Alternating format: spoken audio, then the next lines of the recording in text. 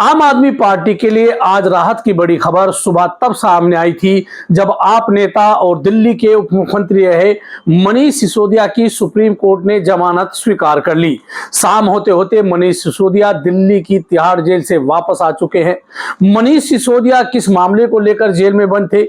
मनीष सिसोदिया को supreme court ने किन शर्तों के आधार पर 17 महीने बाद जमानत दी है, ये सब हम बताएंगे आपको अपनी इस पूरी वीडियो में।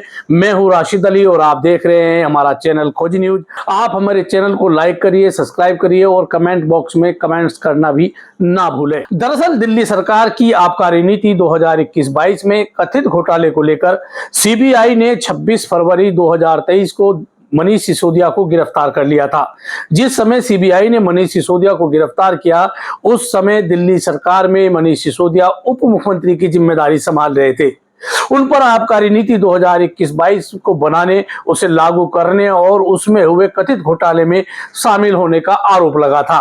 अपनी गिरफ्तारी के बाद मनीष सिसोदिया ने 28 फरवरी 2023 को अपने डिप्टी सीएम पद से इस्तीफा दे दिया था। मनीष सिसोदिया ने इस दौरान निचली अदालत से लेकर हाई कोर्ट तक में अपनी जमानत याचिका दाखिल की, लेकिन हर बार उन्हें मायूसी मिली क्योंकि सीबीआई उनकी जमानत का जबरदस्त विरोध करती थी और उस विरोध के कारण उनकी जमानत अर्जी खारिज हो जाती थी। दरअसल दिल्ली के शराब घोटाले मामले में मनीष सिसोदिया के साथ साथ दिल्ली के मुख्यमंत्री अरविंद केजरीवाल, सत्येंद्र जैन और तेलंगाना के पूर्व मुख्यमंत्री के चंद्रशेखर राव की बेटी के कविता अभी भी जेल में बंद हैं, जबकि आम आदमी पार्टी के राज्यसभा सांसद संजय सिंह जमानत पर पहले से ही बाहर आ चुके हैं। निचली अदालत और हाई कोर्ट से राहत नहीं मिलने के बाद मनीष सिसोदिया ने सुप्रीम कोर्ट का दरवाजा खटखटाया था। सुप्रीम कोर्ट के न्यायमूर्ति बीआर गवई और न्यायमूर्ति केवी विश्वनाथन की पीठ ने 6 अगस्त को इस पूरे मामले में सुनवाई करने के बाद अपना फैसला सुरक्षित रख लिया था। 6 अगस्त के बाद से ही कयास लगाए जा रहे थे कि मनीष सिसोदिया को सुप्रीम कोर्ट से राहत मिलेगी या उन्हें अभी जेल में ही रहना पड़ेगा। लेकिन आज सुप्रीम कोर्ट ने अपना फैसला सुनाते हुए दोनों जजों की पीठ ने कहा, जमानत के मामले में हाई कोर्ट और ट्रायल कोर्ट सुरक्षित खेल खेल रहे हैं। सजा के तौर पर जमानत से इनकार नहीं किया जा सकता है। अब समय आ गया है कि अदालतें समझें कि जमानत एक नियम है और जेल एक अपवाद है। बिना ट्रायल पूरा किए किसी को जेल में रखकर सजा नहीं दी जा सकती है।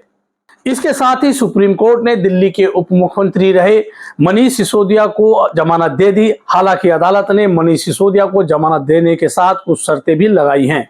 मनीष सिसोदिया को 10 लाख रुपए का मुचलका भरने के साथ साथ अपना पासपोर्ट सरेंडर करना होगा।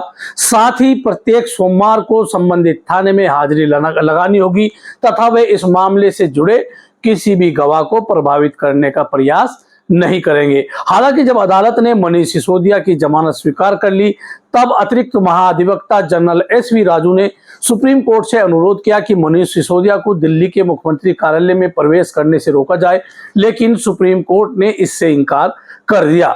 सुबह जमानत मिलने के बाद शाम तक परवाना तिहाड़ जेल पहुंचा और शाम के लगभग 7 बजे मनीष सिसोदिया जेल से बाहर आए। जेल से बाहर आने के बाद सबसे पहले मनीष सिसोदिया ने कहा कि अगर कोई लापरवाह सरकार किसी को गलत तरीके से जेल में डालेगी उसे बाबा का संविधान रोकेगा। मनीष सिसोदिया के जेल से बाहर आने के बाद क्या वे फिर से दिल्ली के डिप्टी सीएम बनेंगे या आम आदमी पार्टी में उनकी क्या भूमिका होगी, ये तो आने वाला समय ही तय कर पाएगा। लेकिन फिलहाल मनीष सिसोदिया दिल्ली की तिहाड़ जेल से बाहर आ चुके हैं। जेल के ताले टूटेंगे, जेल के ताले टूटेंगे। ये संविधान की ताकत है कि हमारे प्रिय नेता, इस देश के लोकप्रिय नेता और इस देश के एक एक बच्चे के लिए शिक्षा पर काम करने वाले नेता अरविंद केजरीवाल जी जल्दी बाहर आएंगे। मैं और बाकी बात में हम बात में करेंगे। बहुत भावुक मौका है सबके लिए, लेकिन एक नारे के साथ यहाँ से आवाज दे दीजिए अरविंद जी तक भी पहुंचे और तानाशाह तक भी पहुंचे कि कह के जेल में भले ही डाल लोगे, लेकिन एक सच जो पिछले 10-12 साल से काम रहेगा कि भ्रष्टाचार का एक ही काम, भ्रष्टाचार का एक ही काम, भ्रष्टाचार का एक ही काम। अरविंद केजरीवाल, अरविंद केजरीवाल, अरविंद केजरीवाल।